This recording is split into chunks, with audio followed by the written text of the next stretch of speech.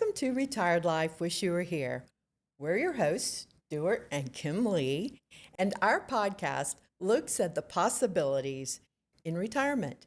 So, whether you're planning to retire or you're already there, we look at the adventures that are possible and give you tips and ideas that can help make them better. So, grab a cup of coffee, sit back, and we'll bring you our podcast. So, today we're joined, and Kim has already been on our podcast. We're continuing this because she had so much great information about cruising. Kim Este of Bestie Travel Design is here to talk more about the cruising industry because there is so much. From music-filled theme cruises to expedition voyages in the wild, she's here today to share insider tips. So thank you for coming back, and we're ready to get to the rest of that info. Great. What drew you into the travel industry, and why do you like helping 55 plus? Well, I was an educator, and then I was an administrator. And I started out, I feel very strongly that travel just changes who you are. I think it's so important that people travel. And especially, I like to instill a love of traveling into young folks. So when I was teaching, I taught juniors and seniors in high school English and U.S. history, and I was just determined to take some to Europe. So I started taking these groups of students to Europe, including some who had never flown on an airplane before. Their first trip was in business class to Europe, so they were spoiled. Anyway, so I started taking students to Europe and using one of the companies that does that for a lot of schools. And I loved seeing how it changed their lives, truly. I mean, I'm on Facebook with a lot of them now, and I see that they are traveling and and I can't help but think that that first trip had a lot to do with instilling that love of travel. So then my adult friends started saying, well, take us, take us. So I moved out of the classroom into administration, and I didn't really have students to take anymore. So I'm like, okay. So I started taking friends mostly. And then, we'd put it out to other people, and then it'd be friends of friends. So I started taking these big groups, usually just to Europe, Western Europe. And I think we took one to Iceland maybe. And I loved it. I loved it. And I was working still as an administrator. And I have a really good friend. I don't know if we've talked about this before. My business partner, she had retired or taken an early retirement from a large health insurance company. And she and I were just talking one day, and she said, I'm thinking about going into the travel business. And I'm like, oh my gosh, I've always wanted to do that. Just kind of thinking we're just, batting something around, a flippant conversation. The next thing I know, she is calling me. She's like, do you like this logo or that logo? Do you like this name or that name?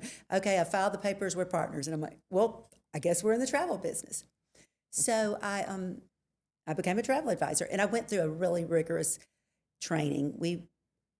Travel agents, most of them that are members of a host agency. We did a lot of research before we chose our host agency, and we wanted to make sure it was the type of travel that we wanted to do. And ours focuses on luxury travel, and that's really the kind of travel we wanted to sell. And it has a really, really strong education component to it. So it wasn't easy. I mean, I was scared.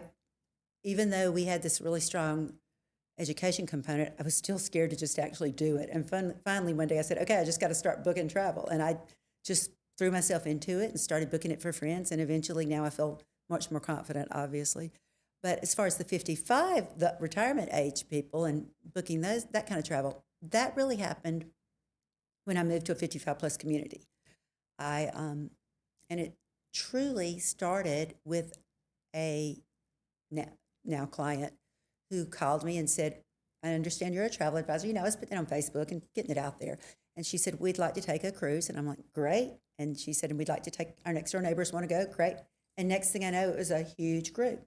So that's kind of when I realized, okay, I think 55 plus is a good clientele to have. That makes sense. Yeah. And I mean, I still do a lot. I just was on the phone 2 minutes ago with a 30-year-old who is in Spain right now that I sent. So I still do a lot of others.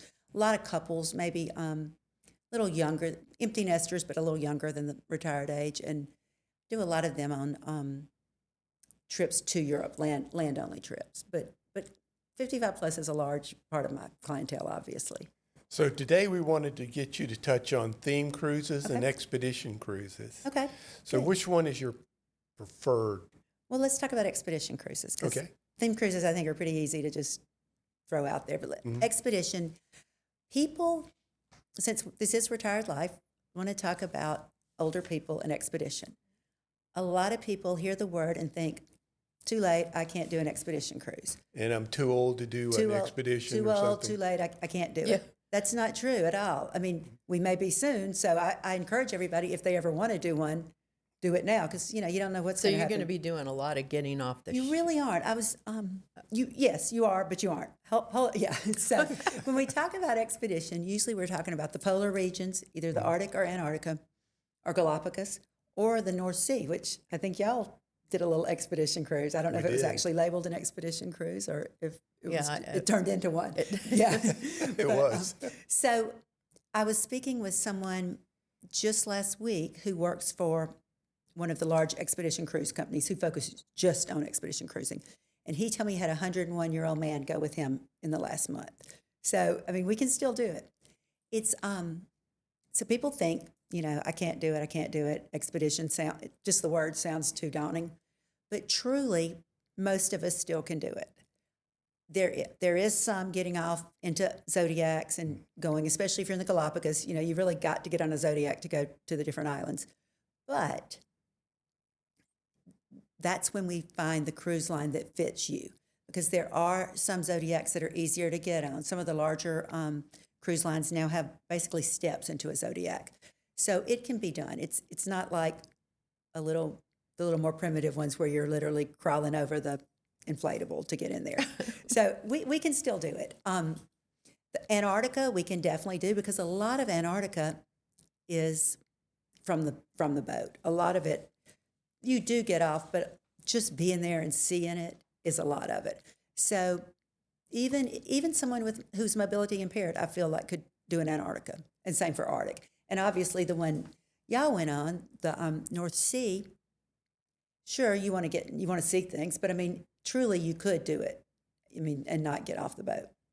No, yeah, there were some that required tenders to get to shore, but for the majority, we were pulling into docked at the ports. port. We To a were dock. Yeah, for one. Well, you had the east side and west side of Scotland. right.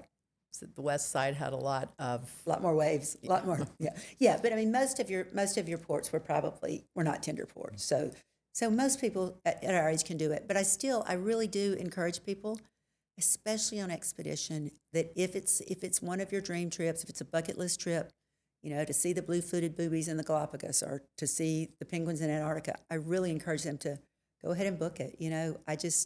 We don't know if next year we're going to be able to do that or 10 years from now. And not to mention, as far as nature goes, a lot of it is kind of disappearing. Are there some lesser known cruise lines that go there? There are. I'm actually going on to the Galapagos probably January on a line called Eco Ventura, which I don't think many people have ever heard of. It's a great cruise line. It's family owned, focused just on the Galapagos. There's another cruise line, HX Expeditions, and they really focus on the polar regions. They do a lot of Antarctica and Arctic. And some of the well-known ones, Celebrity also has Galapagos and Antarctica. Silver Sea, which I think a lot of people, owned by the same company as Celebrity, but it's kind of the luxury smaller boat. When we can talk about small ship cruising, they go to the Galapagos and Antarctica. So I mean, the options are out there. Yes, there's so many places, so many people, so many lines. I'm sorry, that you don't even know about that are doing that, and that's why you need a travel advisor because we do know them. Now, there is a season to go on these, right? Galapagos, no. Galapagos year-round? is year-round. It's pretty Okay. temperate there. Antarctica, yeah. You don't want to go during their course. winter. Yeah. So those I are don't think you seasonal. could get there. Yeah. And as far as the North Sea goes, that's seasonal too. So now, are these big ships? Or are they more of a? They're smaller than what we think of as when we say big ships. Like We're the not talking about thousands? thousands and thousands. Although there are some that are pretty large, and then there are smaller ones. Most all of them, though, are built or refurbished for those places. Celebrity has one, the Celebrity Flora, which was built for the Galapagos. It took everything into account. That's the one I was talking about that has the steps to get into the tender. So it's built just for that. Ventura, I think they bought other ships, maybe, I'm not positive on that, and refurbished them for the Galapagos. So yeah, and then the ones that cut through the Arctic have to be, the hull has to be designed the right way to get through the ice. So yeah, it's there. You don't have the mega, when we say mega ships, we don't have like Icon of the Seas or those Royal Yeah. Caribbean. There are no water I slides. can't even imagine taking that many people into those type of No. ecological. Well, no, and you can't, like in the Galapagos, there are rules about how many people can be there at one time. So the boats have to work, the companies have to work together to make sure it's taken care of. So do you have any packing tips that you would give to people going on this type of adventure? Yes, I do. Only I'm the worst person to ask because I'm a terrible overpacker. I will admit it. I'm horrible.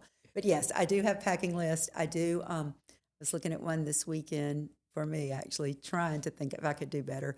All of the cruise lines actually provide great packing lists. The cruise lines who travel to the polar regions will provide a big parka that you keep. You get to take it home. They provide boots to get off the boat with. Even the Galapagos, they'll provide. You don't have to take your own snorkels or fins or masks. They provide that.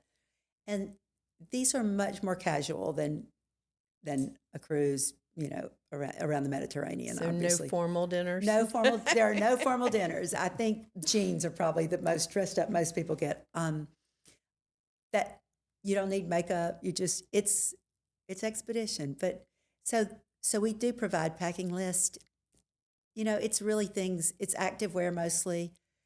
Obviously, Galapagos, which is a warmer region, is going to be a lot different than the Arctic. But like I said, the Arctic, they're going to provide you with your parka. So just base layers, pretty much all you need, So if you're going to the Galapagos, where do you fly into typically? You usually fly into Quito, Ecuador. And you'll have to spend the night there in order to get on the right. Then you take a very small plane over to the islands. And usually your cruise company, as a matter of fact, always, as far as I know, your cruise company will set up that plane. There's one cruise line, one airline, I think, that does that. So they'll provide that. It may or may not be included in the original price you see. Some do, some don't. But so you fly in, spend the night in Quito. There's another place where people were flying in, also in Ecuador. But from what I understand now, for some reason, I think it might be political unrest, actually. People are just flying into Quito now, and the cruise lines are recommending you just fly into Quito. And they say, if you want to choose the other location, gateway, we're not going to get you. You have to deal with getting there yourself, getting you to the cruise ship. So you fly in, they take you over to an island where you get on your cruise ship, and then you go. And I should have looked this up before we talked about it. I don't know how many islands there are in the Galapagos, but there are a lot. And there's an inner loop and an outer loop. And they're so similar. I've had several people who've booked Galapagos, and they ask me for my advice, and I just never know. And so my husband and I were looking to book ours, and I was like, I really don't know. My husband's traveled to the Galapagos already, so we're probably just going to do the one he hasn't done. But there's one where I think Galapagos has some little tiny penguins that are very different. It's the northernmost penguins in the world, because Galapagos is right near the equator, obviously, if you're not into Ecuador. So anyway, these are the northernmost penguins. And I think on one of the loops you don't see them, and the other one you do.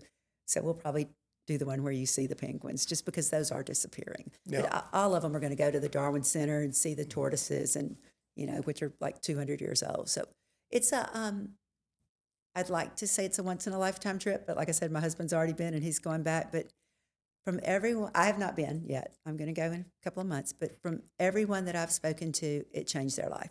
Kind of like a safari. It changed their life just seeing that. They say when you look in the eyes of those tortoises that are 200 years old, you just see their soul. So we'll see. Wow. I'll come back after and tell you. Now, how long do these cruises last? Most are still just about 7 or 8 days. Okay. I think Antarctica, you can do a longer one. As a matter of fact, the Antarctica one, you have 2 options: going through the Drake Passage, or flying over the Drake Passage. Yeah. See, Yeah. I have a client who just insists. I said, which one do you want? She said, oh, I'm doing the Drake Passage. That's part of it. I'm like, okay. I mean, it can be really rough. I mean, that's where I would say most people who get seasick that have never been seasick, that's where it happens. But there are some ones that fly over, and those usually are the 7-day ones. And then you would have like the 10 or 11-day ones if you're going through the Drake Passage. My And goodness. it's both day. I mean, it's both ways, and it's a 2-day trip through the passage, I believe. And obviously there are times when it's easier, but it's not an easy ride. But it is part of it, as my client said. I'm like, okay, So it's an adventure before the adventure. exactly. It's a pre-adventure. Exactly. So let's talk about theme cruises. Okay. What's the difference between a theme cruise and a regular? Not Traditional much, to be cruise. honest, not much. Okay. Because most of the theme cruises actually are just a regular cruise that they're now adding a theme to, calling a theme. Some people, like if you booked a jazz cruise tomorrow, you would be on a boat that has a lot of activity about jazz. There'll be a lot of musicians from the States on there, or from Europe too, on there. A lot of jazz musicians, a lot of jazz entertainment. However, you might not have even known it was a jazz cruise. You just went because you took this cruise. However, these people from Clarksdale, Mississippi, who, love jazz, right? Yeah. They're all there because of the jazz. Wine cruises are the same way. A lot of river cruises, well, some river cruises offer wine cruises.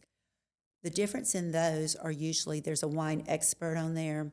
There'll be more wines, but you can book it even if you don't drink wine, you could still book that cruise. It's not going to be like it's more because it's wine. It's just, it's a thing. It's like the celebrity cruises, not celebrity brand, like the ones who have a celebrity on there. You may be a huge fan of, I don't know, whoever, the Celine Dion. So you want to book the Celine Dion cruise. Well, So they have. there are some, like the Bachelor franchise, they have a big one. They probably bring, I don't know, 50 people from Bachelor Nation, former bachelorettes, former bachelors. But what's the object? I guess you're going to have meet and greets with them if you booked it through. Okay. Some travel advisor is working with ABC, I believe, to do the Bachelor cruise. However, it's probably not a charter. Some are. It's probably not. So probably if you came to me and said, I like this itinerary, I could probably book you on that same cruise without even realizing this is the Bachelor. But you wouldn't get to do the. You wouldn't get to do the special things. Although some do charter. Now, there are some that are completely chartered, and that does happen sometimes. And people are shocked when they've had a cruise booked for 3 years, and all of a sudden they get an email from the cruise line saying, we're sorry, your cruise isn't going, that boat has been chartered. And, it's devastating. That to a lot of people. happens? It happens Oh, more often wow. than you think. Big companies will charter them for conferences or reward trips, and TV shows, film. A lot of times, filming companies will charter them to do some filming. So it does happen. They usually do a great job of compensating you. Usually, it's 100% plus. Well, it should be 100 It should at be. least. It is. But that's great, except for somebody who has planned their whole lives around this trip, and it does happen. It happens more than you would think, actually. Well, then they call you and you rebook another one. Exactly. Very quickly. Exactly. Or I just get enough people to charter one ourselves. We just all get together and charter one. So you tell us some more themes. I mean, I didn't know about the Bachelor one. Had no idea. I have heard of the wine cruises on the riverboats, and I thought I noticed that Love Boat or something. Well, Princess, if you've seen the Princess ads, they show a lot during the football games for some reason. If you've seen the Princess ads, they use the Love Boat theme because that was the ship that Love Boat was filmed on. So I don't know if they have a Love Boat cruise or not. They should if they don't. Yeah. But yeah, there's wine, there's music, there are different interests there. And like I said, it's not always going to be the whole ship. Sometimes it would be. The Bachelor may very well be the whole ship because it's pretty well known. What kind of things do you have any idea what they do? They take pictures with the bachelors. That's it? No, they have meet and greets. They have question and answers. They probably have a few cocktail parties. There are some people. I actually am friends with I'm a Facebook friends with a girl who follows, I believe it's New Kids on the Block. I guess they're old kids on the block now. I don't know, but I think that's who it is. But she goes on. They have at least a cruise a year, and she goes on every one of them, and every year she has a picture with this one or that one. And I might be wrong, but I think it's New Kids on the Block, and she's obsessed with it. So people who do it really like to do it. They have strong feelings about these celebrities, very much so. I was looking up some of these themes, and I saw they had a genealogy one. Yeah, and actually, yeah, there are some cruise lines who partner. There are also some, and I know we're really talking about cruising today, but both land companies and cruise companies who partner with companies like Ancestry.com. They'll work it in. The cruise is going to be a little more difficult because obviously that's a set itinerary. But the land portions, they will actually do a lot of the work for you and let you know where you need to go. Again, I know we're talking about cruising, but we'll talk just a little bit. If you wanted to go to Ireland and find your ancestors, you could take a vacation through one of these companies. Kensington. Kensington partners with Ancestry.com, and we could work with them. They do a lot of the research for you, and then they would design your trip around your great-grandfather's hometown or around where your aunt was the mayor. They really have delved into it. And I was asking my Kensington representative about the cost of it, and he said they can go ahead and price it. They'll give you a price, an estimate, and then if it turns out that they have to do more, they may have to adjust it. But it's something that a lot of people really take advantage of. I mean, genealogy is obviously a very hot topic. But speaking of genealogy, another cruise could be an astrology cruise. There are people, and that's not going to be a whole charter, I don't think, but there are cruises for people who are interested in anything, basically. But most cruise lines have some conference area. There are a few who are getting rid of it in their newer ships, but most still do. So if you were interested in a theme cruise and you had a group, you could actually put one together. As a matter of fact, Mahjong cruises are really, really big. Yeah, and I'm actually working on a Mahjong cruise right now. There are a couple of cruise lines who I spoke with that it just won't work because there are no tables that it'll work on. Their conference tables just a little small skinny tables. They just won't work. There's one travel company that focuses just on Mahjong cruises, and because they have so much business, they actually rent tables delivered to the cruise at the port, picked up before they go. So they're still able to do those. But I've talked to a couple of smaller companies about doing a couple of Mahjong cruises where we're going to use the square tables that aren't used during the day. But yeah, it's very popular. Like the dining room? The one I'm speaking of is actually, I think most people know that I really focus a lot on river cruises, and I've sailed on I will sail on my sixth one in about 2 weeks, different cruise lines. And I feel like there are different fits for different people. There's one that is great for solo cruisers. There's others for wine. There are a lot of different fits, and it's really up to a good travel advisor to decide which one works best for you. But I think most people who know me know that one kind of has my heart, and that's AMA Waterways. I book a lot of AMA Waterways.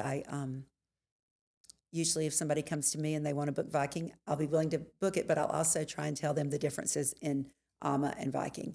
And usually by the end of that, they probably want to, but yeah, I do book Viking also. But AMA, actually, I was talking to him. They're one of the few cruise lines that have a separate dining area. They have a small restaurant in the back that has small tables that is only open at night. And it only seats 28 people.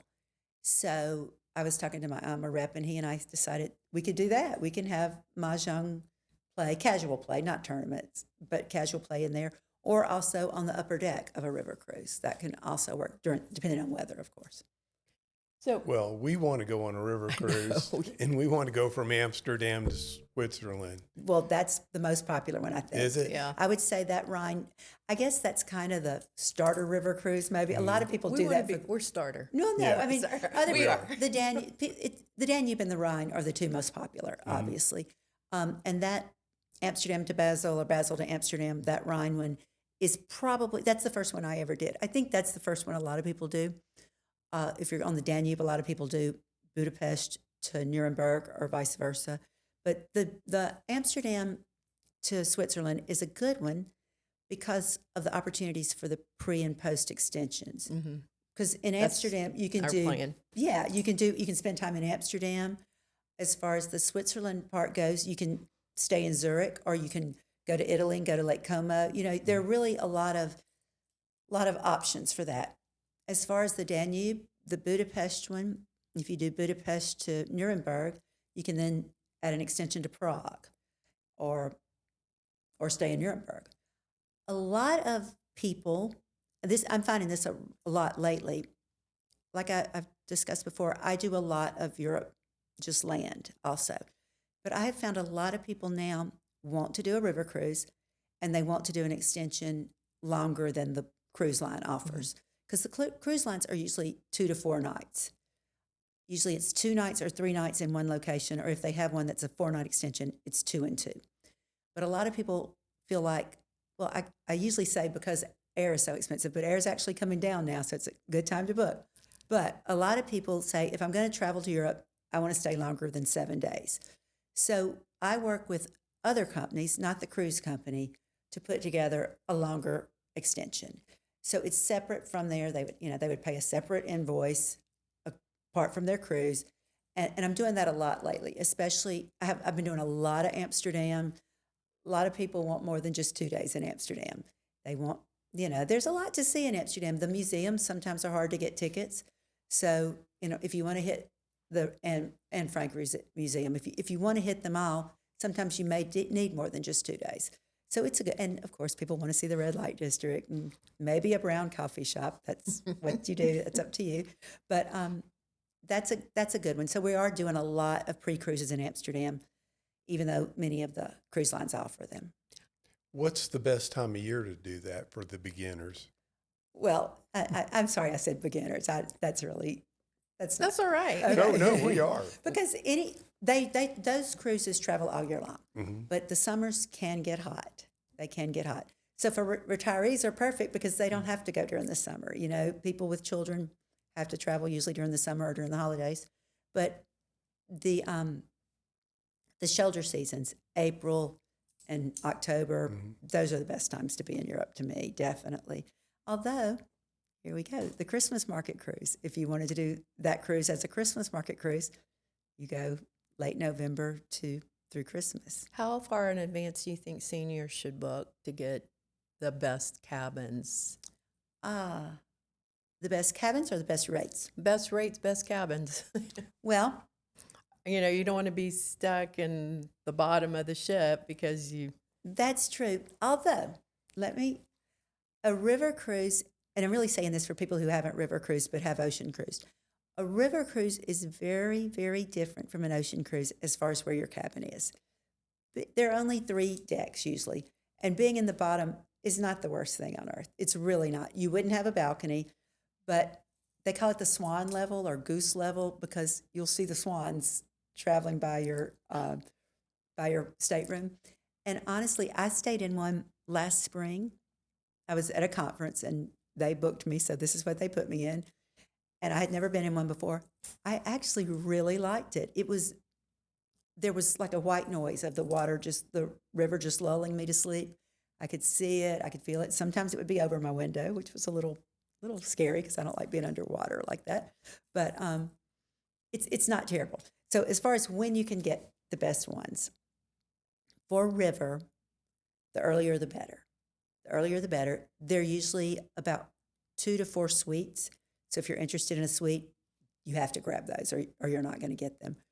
The other categories usually are sold from probably the mid-level ones go first and then the higher ones. They're usually only probably $250 to $500 per person difference. So, and there are a lot fewer categories than there are on a ocean cruise. Or ocean, you got so many categories to choose from. River, you're only going to have really 3 main categories because of the decks, and then subcategories. So one may be in a better location, or what is termed better, but you're only talking 85 staterooms total. So as far as a better location, It's not really about the location. it's really not. It's really not. I mean, if you were going on a Christmas market cruise and it's going to be cold, you probably don't care about a balcony, but you might want a French balcony just so you can have air, so you can have the light. So it's really up to you. If you're going to be there in October and you're going to want to sit on a balcony and have a glass of wine, you want a balcony stateroom. So it's really up to you. Now, as far as pricing goes, pricing, I think we might have mentioned last time, is dynamic. It's going to depend on how many staterooms they have available. So if I have a group of 30 staterooms, if another travel advisor has a group of 30 staterooms, that only leaves 20 open inventory for the general public to book. So those were probably going to be pretty expensive and get booked up. However, if there's a cruise that is completely empty and you wanted to travel next month, we could look at what has availability, and there's a good chance you could get a really good deal. The really good deals are either going to be way out or real close. How far out do you need to start? You can start booking? Now. The 27 cruises are pretty much all out now. I think some of the they're coming out in stages, but I think most of the cruise lines have most of 27 out. So 2 years is a good. We have a group going on a Christmas market cruise December 1st, and I was actually looking at the group, and most of those originally booked it in December 23. So exactly 2 years. Now, I have had 3 cabins book it in the last 2 weeks that came available. They were on a wait list, and they did get cabins after the final payment. And that was for the Christmas market? That's for the Christmas market cruise, yeah. After the final payment is due, a lot of times there are people who will drop out, and that's when you can usually grab one. So I did have 3 couples who wanted to go on the Christmas market cruise and did not book in 2023, but they're still getting to go. So it just, honestly, it's a gamble, I guess, would be the right thing to say. Well, we appreciate this. I know it goes by It goes so fast. You're like, we didn't talk about anything we had planned to talk about. I mean, very little of what we had planned to talk about. it just speeds by. It's interesting. Yeah, it's Cruising and just all your tips are very much well, appreciated. great. I'm sorry I didn't have time to give more. My packing tips were kind of lame because I'm such a terrible packer. Although I will say I pack right before I go, and I always have everything I need because I keep a running list. But I don't unpack for months usually. Luckily I have several suitcases. I'm the worst unpacker. Okay, I've got this one There's to my go. winter one. There's my summer one. The Caribbean, yeah. Do you take binoculars with you? I don't, and we didn't talk about that, but a lot of the, probably most of the expedition cruise lines are going to have binoculars in the room. So that's And good. even the river cruises, a lot of them provide binoculars in the room. So you're pretty much okay.